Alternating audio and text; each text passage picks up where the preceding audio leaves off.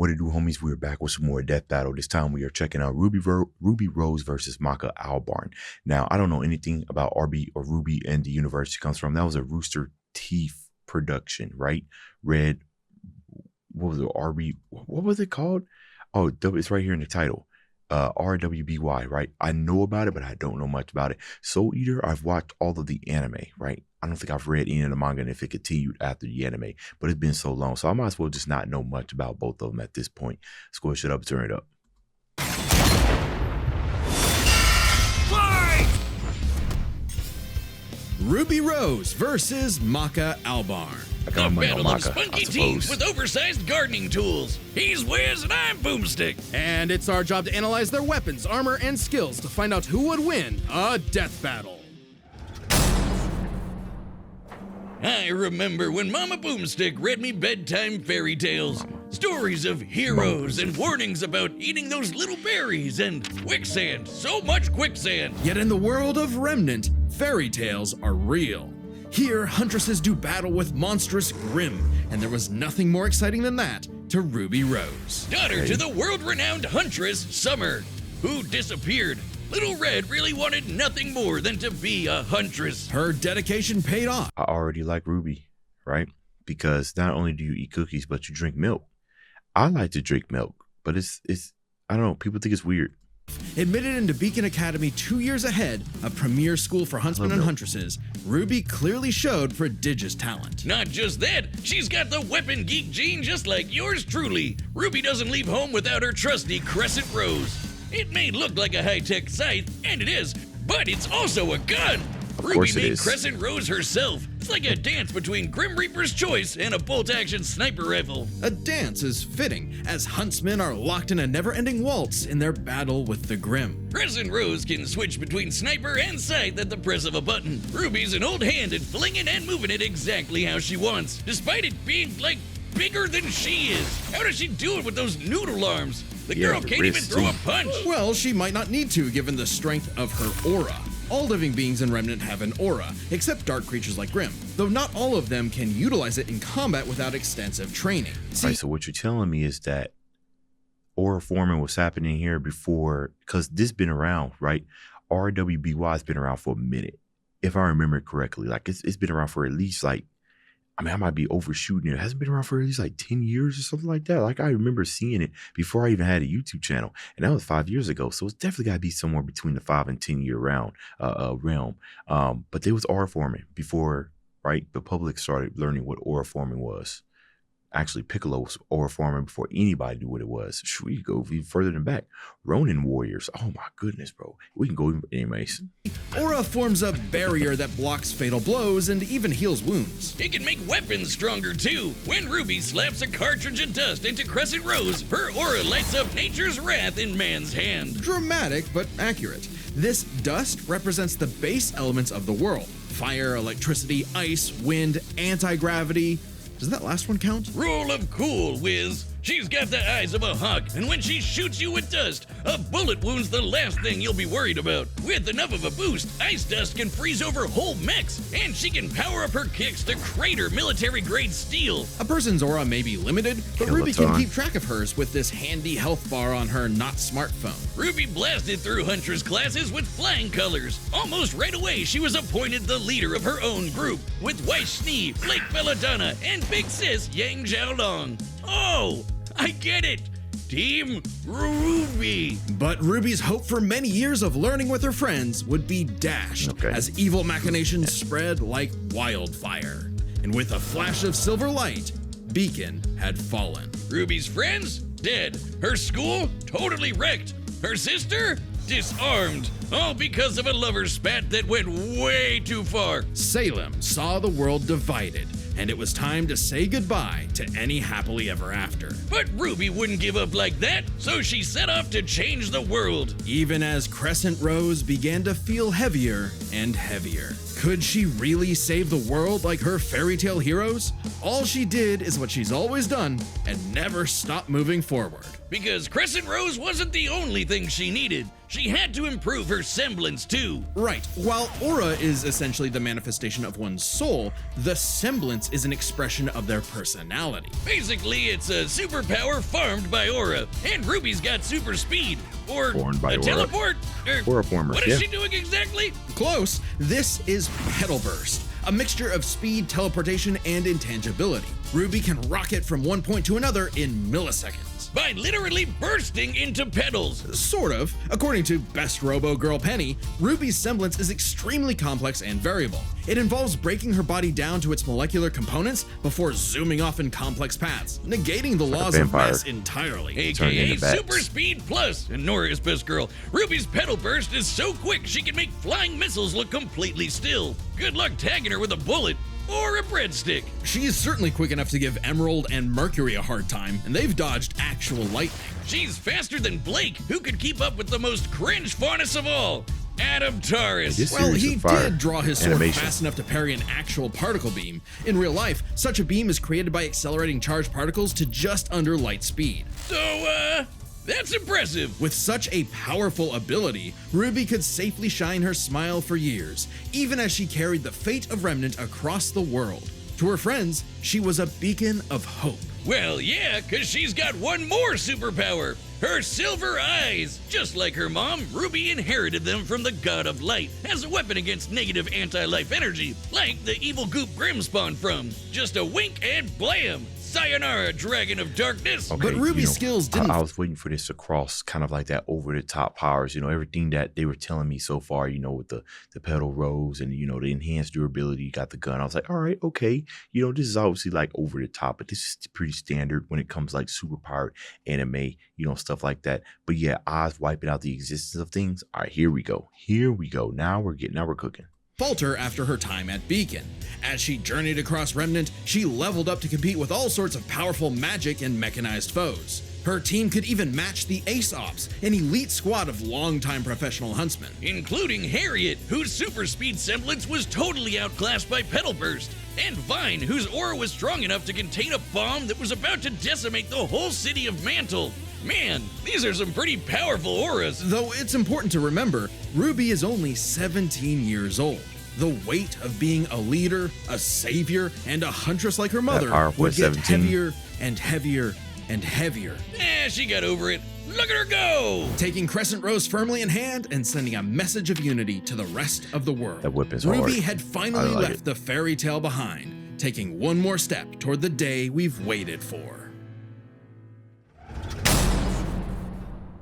Today's battle is sponsored by Oh, Prize sponsor. Picks. We got to We dance. all make decisions every day, but on Prize Picks, making the right choice can get you paid. And hey, football season is just kicking off right now, so it's the perfect time to jump in and join the hype. It's easy to play. Just pick more or less on 2 to 6 to player play. projections. If you get your picks right, Hey, you y'all, can cash in. Simple as that.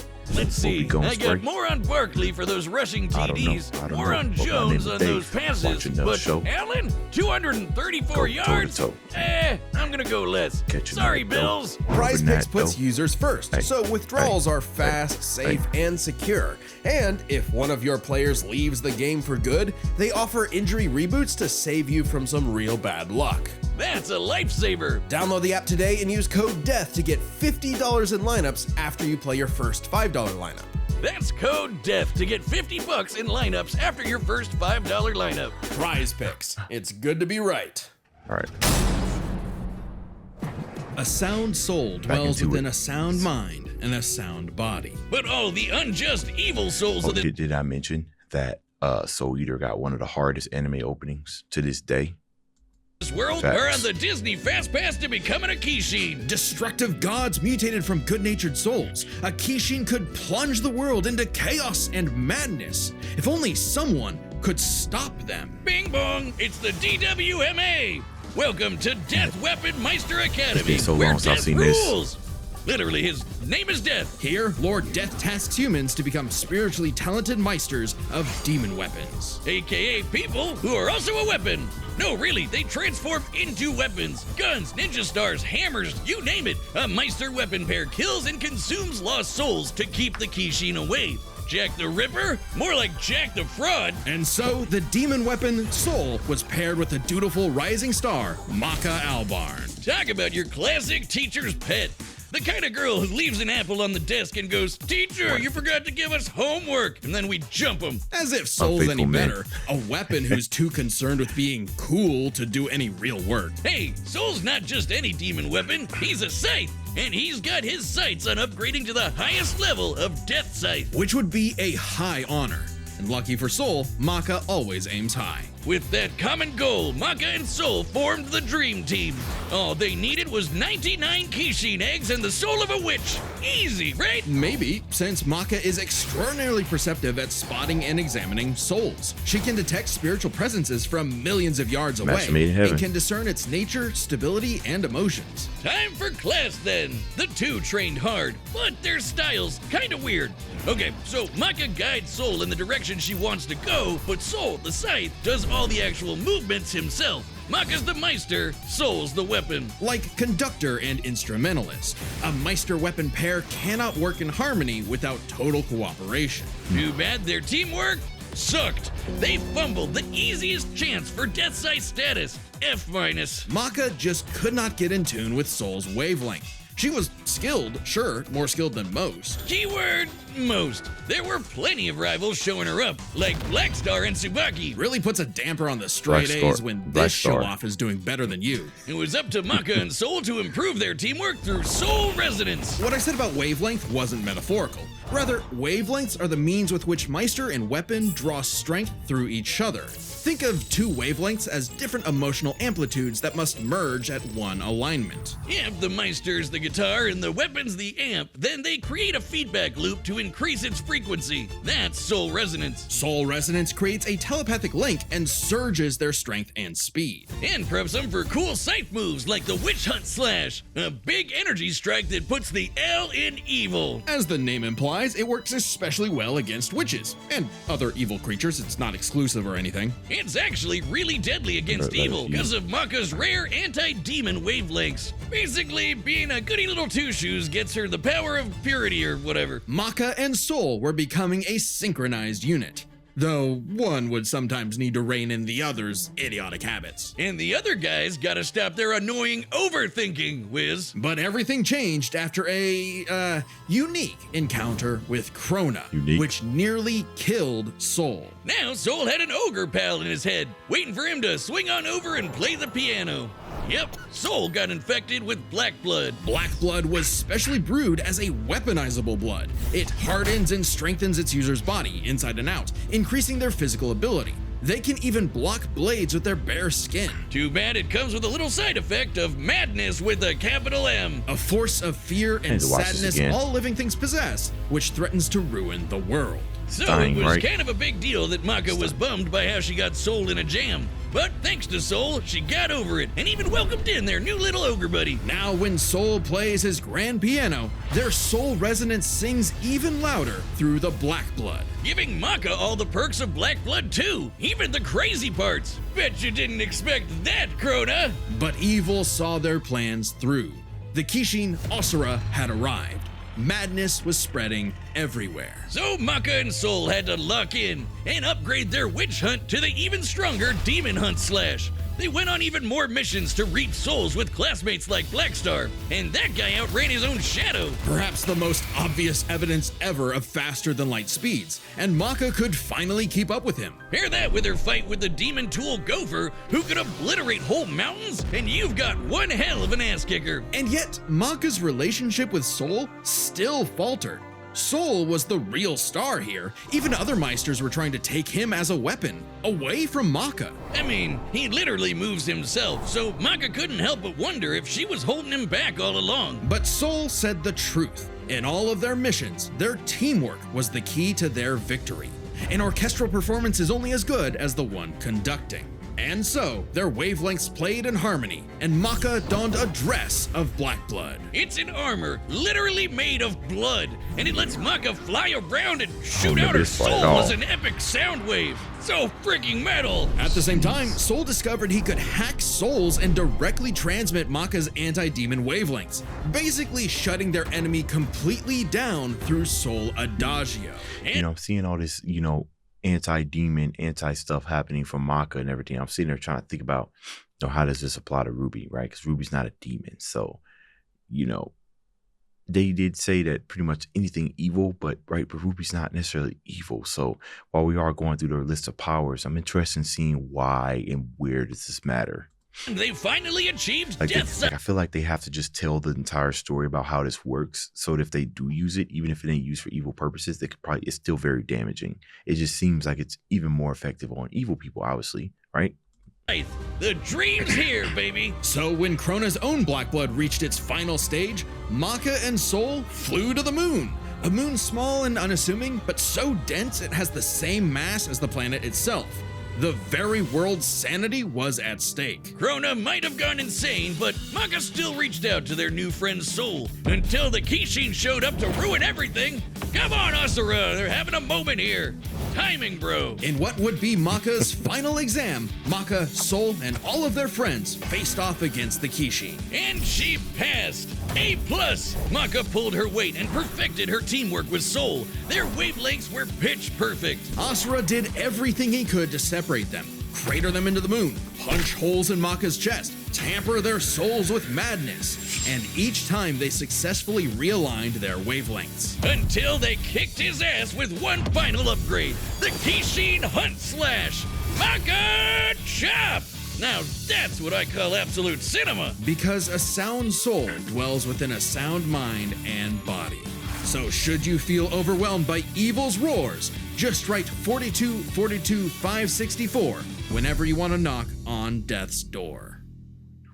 Does that mean what we talking? Congratulations to us. Wiz, your ego is showing. It always is. And why not? This death battle is episode 200. Well, yeah, it's a big deal, so we've got a big discount on our website to celebrate. No lights off That's this time. www.deathbattle.gg. Website members 200 already get awesome deals like exclusive Death Battle merch, the whole episode archive, including episodes not on YouTube, and a bunch of behind-the-scenes goodies. And if you sign up today, you can use our code DB200 to get 20% off. You can only grab this good discount use. in the next 2 weeks, so use code DB200 to get 20% off your website membership as soon as you can. Where else that are you movie going they to do? find such absolute cinema? No, really, we made an absolute cinema desk Frankie pad that's Lana. on the store. Cool as fuck. I don't know how to do the move. Okay. Anyways, All right, Let's the get to fight. combatants are set, and we've run the data through all possibilities. I'm having too much It's fun. time for a scythe battle! Zero clue who I think is gonna win. Honestly, I said I have my money on Maka, but I don't know. I'm just gonna go. I don't know. Okay, it's official. This is so not cool. Oh, come on, Soul. Our target should be here, so try helping out. Hi! Who are you looking for? Close enough. Little Red Riding Hood, your humanity has strayed from its just path, and the Shinigami has called for you. Your boyfriend turns into a scythe! Oh, that's so cool! Your soul is ours!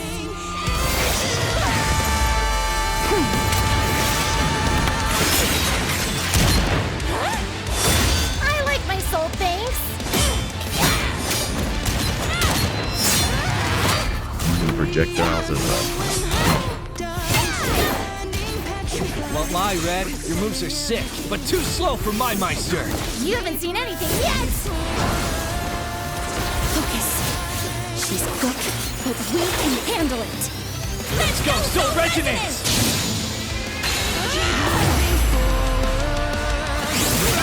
you must got that head. You must got your cap at the table.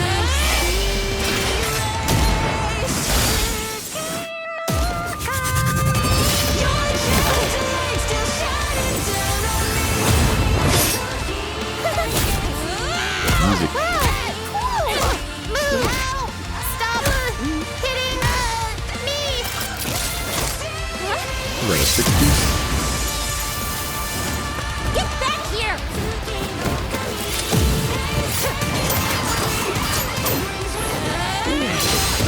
Animation's crisp. This is cold. Soul, hurry! Black blood. Durability increase. Interesting. Her soul forms a barrier. Try helping out. Relax.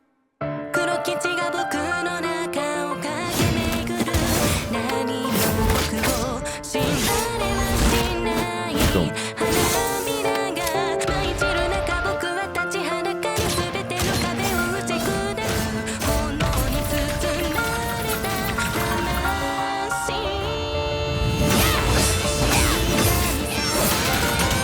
Sorry, but I'll never stop fighting.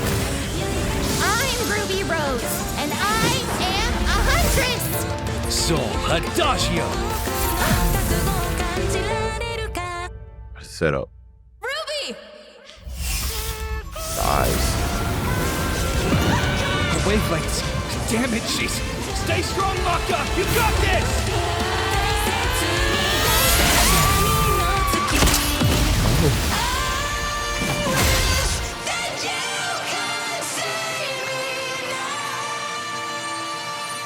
A simple, honest soul.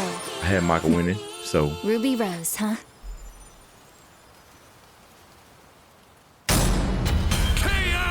on the soul. Rest in peace, Ruby. But hey, it's not often you get to see scythe-on-scythe action like that. Let's break this down with the 4 categories that best represent this matchup.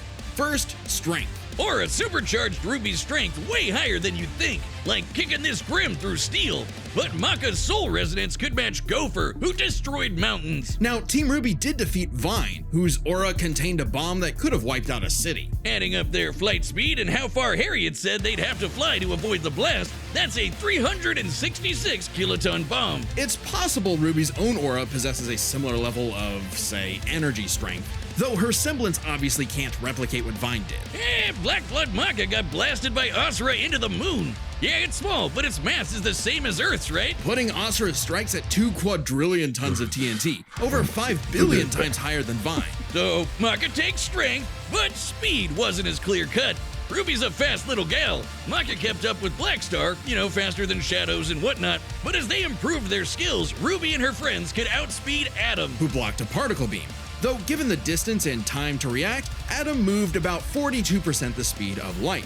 Not quite faster than your own Shadow territory. Still, Ruby's Petal Burst has become far faster than this over time, and clearly gives more than a 2-time speed increase on top of that 42%, making her well past light speed. Definitely enough to take on Or at Harriet, least. who was Yeah, all at about least, yeah. speed.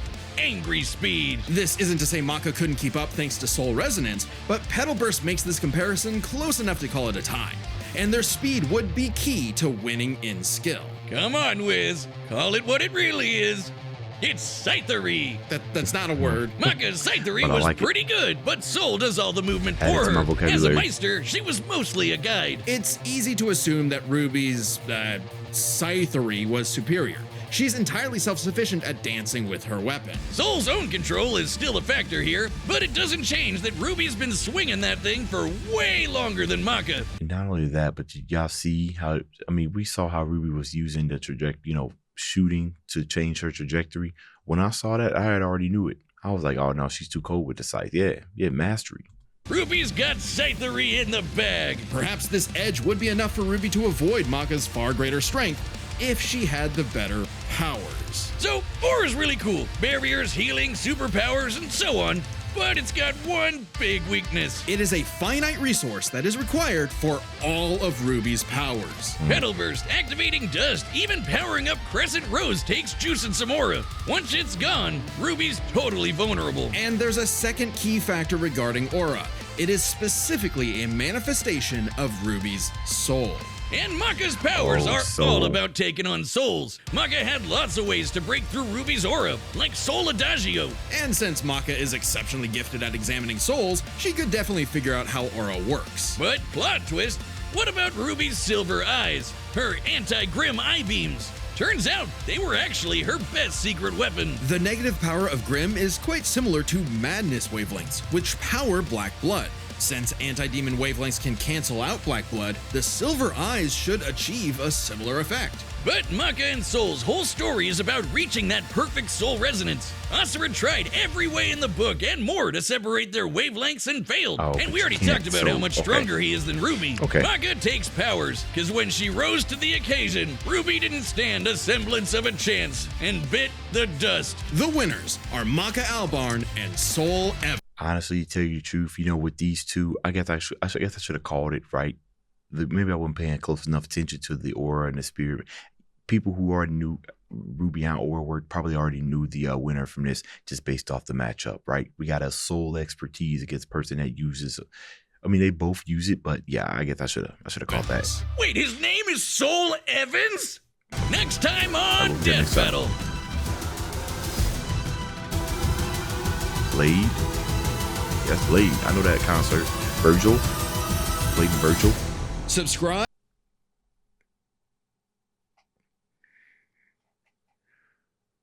What? Okay, first off, that's how you know that the movie was iconic. We all know the movie was iconic, right? Technically, the first Marvel movie. Technically, although it wasn't made by that, I get it. Technically, but that I saw that and I was like, oh yeah, that's Blade. But Buffy, and I grew up watching Buffy the Vampire Slayer. I might be sleeping on Buffy. I'm pretty sure I are because I feel like Blade got this in the bag. This is a good matchup. I think it'll be a good matchup, right? Vampire Hunter versus Vampire Hunter. All right, anyways, let me know what y'all thought about this matchup between RWBY and Maka, all right? Dave's out.